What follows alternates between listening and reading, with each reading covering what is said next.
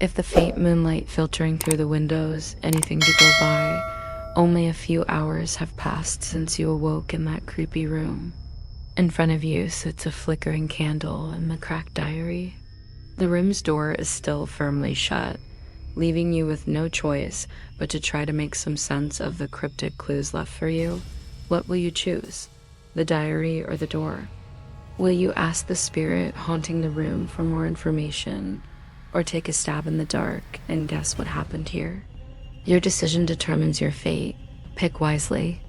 Diary first, you decide that your best bet is to search the room for another clue, and you can think of no better place to start than the diary. The scent of decay clings to the musty pages, which feel disturbingly familiar beneath your fingertips. Holding your breath, you read on.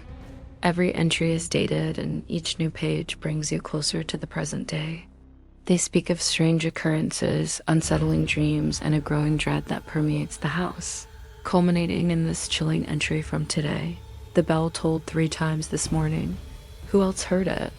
Am I losing my mind, or is someone watching me? The end is near. This is it. You've just made an important connection. Whoever wrote these words is the reason you're trapped. But why?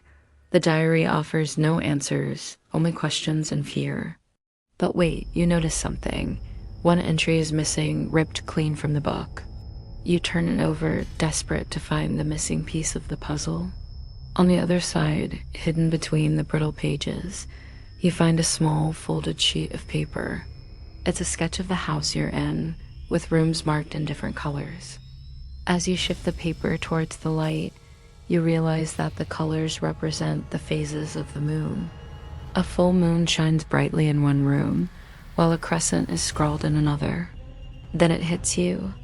Each room symbolizes a different time, and you have to follow the progression of the moons to find the answer. This diary may be a record of the past, but it's also a map of the future. If you play your cards right, it could lead you to freedom. But to use it as a guide, you need to know one thing. How many hours do you have left? Glancing around, you spot the cracked pocket watch lying on the desk. With shaking hands, you pick it up. It's ticking louder now. You wind it gently, hoping to hear a chime or click indicating the time. But the watch is silent, its hands frozen at midnight. It looks beautiful, yet somehow menacing. Then you see it, a tiny inscription on the back. Time waits for no one, that much you know. But maybe the real question is, who does time wait for? Is it the spirits haunting this house, or is it you? What do you do? Search the room for more clues, try to unlock the diary, wind the pocket watch again, or ask the ghost for help. Ask the ghost, you call out into the darkness, your voice echoing eerily in the silent chamber. A soft, sad sigh seems to brush against your ear, though there's no one else in the room. Taking a deep breath, you speak again, trying to steady your voice. Who are you? Why am I here? The reply comes in wisps, barely audible, yet somehow inside your head. Here to find the truth, child. But you seek in the wrong place. Time is short. Look again, but look with understanding. What was lost here can help you leave. Lost. What has been lost? You turn back to the diary and the pocket watch. They're not where you left them. The diary is lying open on the floor, its pages scattered around you, and the watch is on the desk. Ticking steadily now, its hands moving forward. It's nearly 3 a.m. You have less than 20 hours left. Suddenly, the scent of decaying flowers fills the room. From the corner of your eye, you see a translucent figure coalesce into view. Tall, gaunt, and draped in shadow, it moves slowly towards you, its eyes filled with a bottomless sadness. You don't feel threatened, only sorry. Help me, the ghost whispers, its voice catching. Show me the truth. Set me free. And in that moment, you know what you have to do. With a sudden surge of determination, you kneel beside the diary, gathering the scattered pages. Turning them over, you see numbers scrawled on the backs, corresponding to the dates of their entries. Quickly, you arrange them in chronological order, then flip them open. The entries fall into place. You're seeing the events leading up to tonight, but something's missing. The final entry is gone, torn out of the book. Without that last piece, the mystery remains unsolved. Then it hits you. The ghost is the missing link. It's the final entry, the one you need to find the truth. Reaching out, you try to touch the apparition, but your fingers pass straight through. Startled, you pull back, tears stinging your eyes.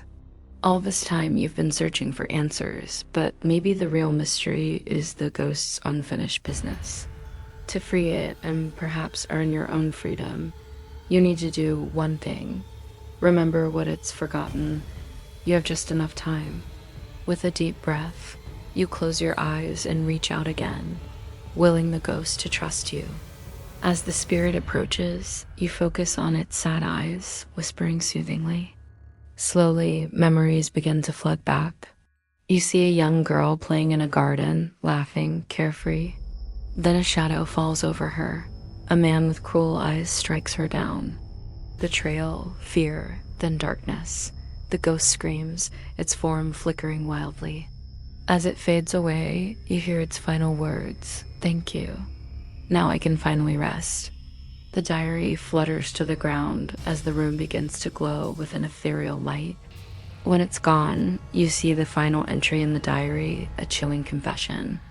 "I killed her in a moment of anger, but now she haunts me, whispering revenge. How can I escape my guilt?" Looking back, you realize the ghost wasn't trying to scare you, only warn you. The house is reacting to your progress, offering clues and challenges. But what happens now? You have solved the mystery of the ghost, but you still don't know how to escape the room. You have 12 hours left. Do you search the room again, wind the pocket watch, or try the door? Wind the pocket watch. As you hold the pocket watch in your hands, you notice something strange. The ticking is much louder now, almost frantic. You wind it again, and this time it doesn't just chime, it sings. The tune is haunting, like a lullaby from beyond the grave. As the melody fills the room, the walls seem to listen, and when the last note fades away, the far wall shimmers, revealing a doorway. Hope surges through you.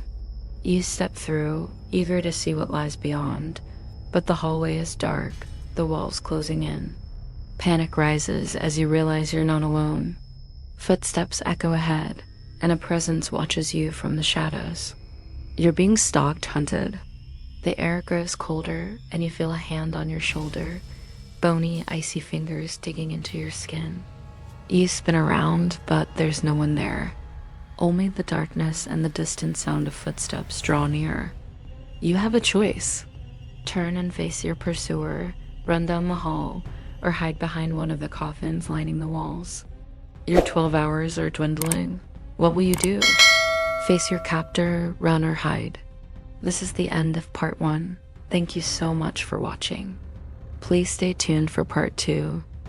The candlelight flickers, casting grotesque shadows that dance on the 4 walls around you. You're trapped in the labyrinth of Blackwood Manor, and each ticking second on the antique pocket watch in your hand reminds you that you have only 24 hours to find the hidden will or face the curse of eternal damnation yourself. But the manor holds many secrets, and danger lurks around every corner. Whispers seem to slither through the halls, and you're not alone. Something wicked shares this cursed house with you, something that feeds on fear. This is an escape room game where you have to make decisions to guide your character and determine his fate. To make a choice, just say the corresponding letter out loud. Now let's begin. The flickering lamplight reveals a grand yet dusty library filled with ancient books. In the middle stands a large oak desk with a tarnished silver tray on top. Time is ticking on your pocket watch, so you quickly scan the contents of the tray. There's a set of keys, a quill, a bottle of ink, a stack of parchment, a small mirror, and an iron key ring with 2 keys attached. The larger key looks like it could fit the desk's lock, while the smaller one appears to have a heart-shaped design. Intrigued, you pick up the small key. Suddenly, the sound of chains dragging metal moans echoes from the upper floor, sending shivers down your spine. The hair on the back of your neck stands on end. What do? A. Examine the key further. B. Search the desk drawers. C. Leave the library and explore. You examine the ornate key. Its intricate design and unusual heart-shaped cut suggest it might belong to a hidden compartment or a secret passage. Suddenly, your gaze falls upon a peculiar symbol carved into the key's head. It looks similar to the sigil on the front door. Could there be a connection between the two? Just then, another blood-curdling crash from above pierces the silence. You feel a growing sense of urgency to find the will and break the curse before time runs out. To continue, please choose. A. Test the key on the desk. B. Investigate the noise upstairs. C. Continue searching the library. You decide to test the key on the desk. Inserting it into the grooves, you discover a small spring-loaded mechanism. With a click, a section of the desk surface slides smoothly upward, revealing a hollow space underneath. Inside, you find a rolled-up parchment tied with a crimson ribbon. Hope surges through you as you unroll it. This must be the will. But instead of legal jargon, the page contains a cryptic message written in elegant script. Where shadows dance and secrets hide, turn the hourglass thrice, then turn aside. What does it mean? Before you can ponder further, the sound of heavy footsteps near the front door makes you jump. You hastily conceal the key and the desk's mechanism, hoping the disturbance didn't draw attention. Quickly, you need to decipher the message in the will. Where do you look for answers? A. The fireplace. B. The bookshelf. C. The windows. You decide to start your search at the fireplace. Carefully, you lift the heavy mantelpiece, revealing a hollow space behind it. Inside, you find an hourglass made of blackened metal. Turning it over, you see that the sand has mostly fallen to the bottom. But as you reach for it, the sound of footsteps grows louder. You quickly reconceal the hourglass and return to the bookshelf. You run your fingers along the spines, searching for anything out of place or unusual. Your fingers brush against a slight bulge in one of the books. Pulling it out, you find another message concealed inside. Secrets lie where darkness sleeps. Find the heart's desire, quench the fire. With renewed purpose, you rush to the windows.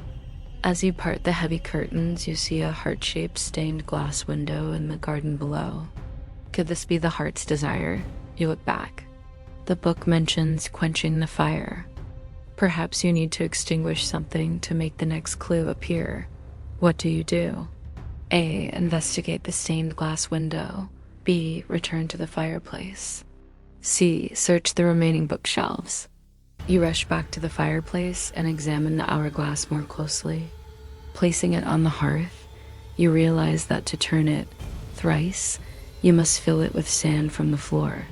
Quickly gathering some, you pour it into the glass. Immediately, the sand begins to trickle down. With each grain, the image of the clock face becomes clearer. Once empty, you focus on the clock face, which now shows 6 o'clock. As the last grain falls, the clock strikes 6 times. And in the flickering flames, you see the reflection of a keyhole. It's identical to the one on the desk. Could the fireplace have a secret of its own? A. Try the key in the fireplace. B. Search for more clues elsewhere. C. Wait to see if anything else happens. You try the key in the fireplace, but it doesn't fit the lock. Disappointed, you turn away. That's when you notice a loose brick behind the clock. Prying it free, you reveal a small velvet pouch. Inside is a key, its head shaped like a burning flame.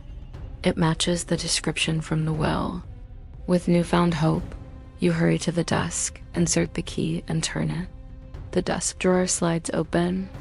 Inside, you find a collection of old letters sealed with wax.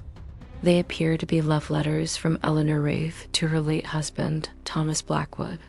Among them, you find a photograph of the couple standing before a magnificent stained glass window.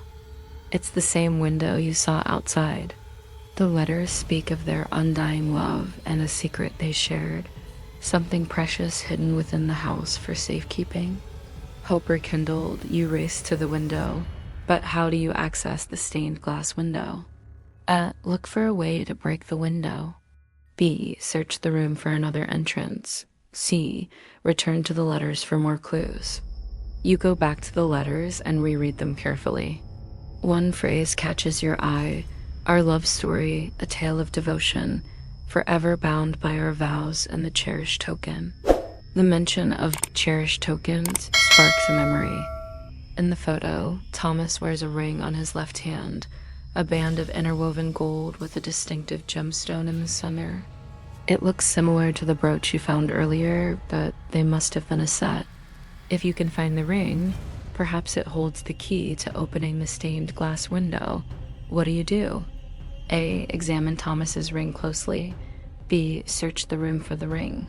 C. Break the stained glass window. You scrutinize Thomas's ring.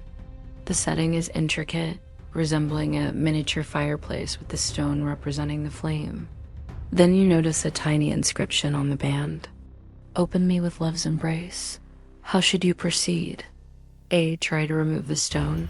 B. Place the ring on the desk. C. Return to the window. You place the ring on the desk and remember the will's instruction to quench the fire. Looking around, you spot a silver candlestick. Holding it aloft, you see a small indentation in its base. It looks exactly like the profile of the ring's stone. With a sudden jolt, you understand. The ring must fit into the candlestick to release the window's secret. Quickly, you align the stone with the opening and push gently. The window slowly begins to slide upward, revealing a dark opening beyond. Taking a deep breath, you climb through the window and find yourself in a secret chamber. Time is still on your side, 23 hours, 59 minutes. The room is dimly lit, but as your eyes adjust, you notice a single wooden chest in the center, bound with rusty chains. Beside it, you see the iron key ring with the 2 keys. The large key fits into the lock on the chest, but the small one seems to have vanished. You feel a growing sense of urgency. Open the chest immediately. B. Search the room for the small key.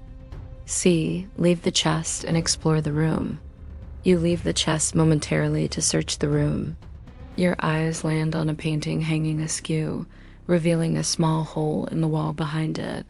Pushing the painting aside, you discover a narrow passage. With a flashlight, you illuminate the tunnel's interior.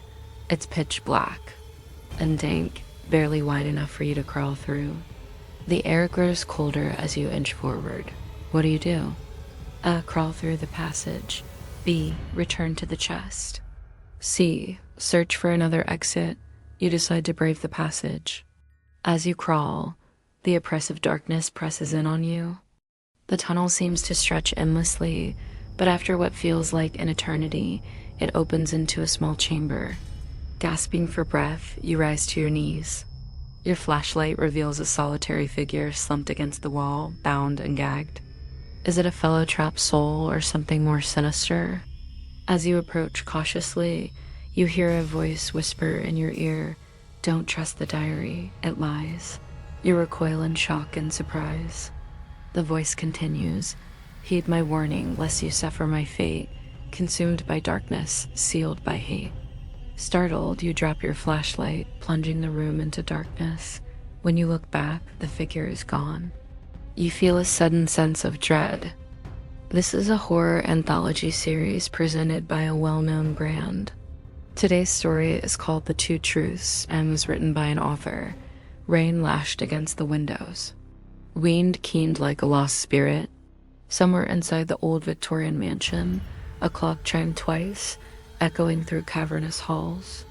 Alone in the vast darkness, you clutched a lantern, its feeble flame doing little to pierce the gloom or ease the oppressive dread coiling in your gut.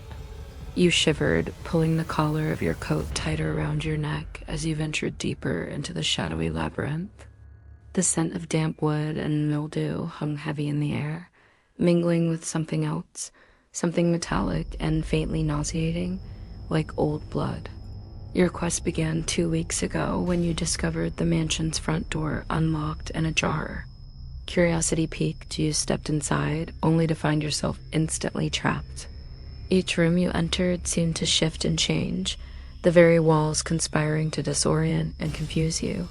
You were about to give up hope when you spotted it, a leather-bound diary tucked beneath a loose floorboard. Its pages held the cryptic account of a young woman who detailed the mansion, as sinister secrets and her descent into madness. As you read, you felt a growing sense of unease, a feeling that you were not alone. Suddenly, the air grew frigid and a whisper brushed against your ear. Startled, you whirled around, but the voice remained just beyond your hearing, taunting you with its indistinct murmur. Then you noticed the writing on the pages shimmered as though alive. The words twisted and rearranged themselves, spelling out a single sentence. Find the 3 keys. They are hidden where shadows dance and secrets lie. Hurry, time is fleeting. With newfound purpose, you searched for the keys. Each room presented its own enigma, its own manifestation of fear. But you persevered, driven by the promise of escape and the diary's cryptic guidance. You found the first key in the library, concealed within the hollowed-out pages of a forgotten book. The second lay in wait in the dining room, nestled in the folds of a tablecloth stained with what looked like dried blood. But with each key you discovered, the whispers grew louder, more insistent. And then there were 2 voices, each vying for your attention, each offering a different path.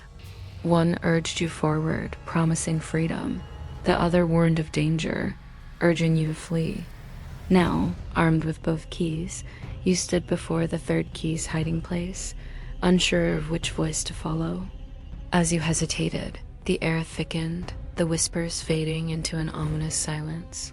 Suddenly, the diary slammed shut, the pages blank, offering no further guidance. Lost and afraid, you let out a shaky breath, knowing you must make a decision. Would you trust the diary's cryptic messages or heed the warning of the whispering voice? The ground beneath your feet rumbled, shaking you from your thoughts. You jumped, turning to see the source of the disturbance. That's when you saw it, the floor shifting, revealing a gaping hole in the earth. The scent of damp soil and something else, something ancient and evil, wafted up from the opening. Before you could react, something grabbed your foot, yanking you off balance. Startled, you reached out, grasping at empty air. Then you felt yourself falling. You landed hard on cold stone, scrambling to your feet, heart pounding.